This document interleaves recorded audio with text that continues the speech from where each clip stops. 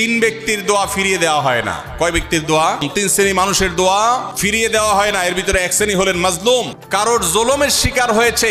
এই ব্যক্তি জালেমের বিরুদ্ধে যে তার মনের আকুতি থাকে, বদদোয়া থাকে, আল্লাহ সুবহানাহু ওয়া তাআলা এটা ফিরিয়ে দেন না। এজন্য পৃথিবীর ইতিহাসের কোন জালিম আপনি দেখাতে পারবেন না যেই জালিমকে আল্লাহ ছেড়ে দিয়েছেন, আল্লাহ ছাড় দিয়েছেন কিন্তু চূড়ান্ত ভাবে ছেড়ে দিয়েছেন, এমন কোন জালিম আপনি দেখাতে পারবেন না।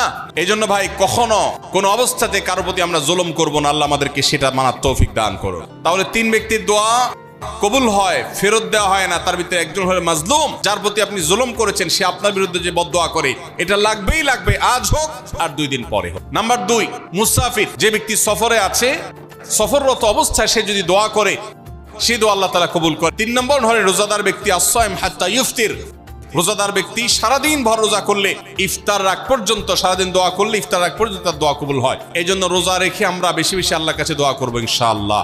চলতে ফিরতে উঠতে বসতে মনে মনে আল্লাহর সাথে কথা বললেন, চাওয়া তাওয়াকে পেশ করলেন, বাস এইটাই হলো দোয়া।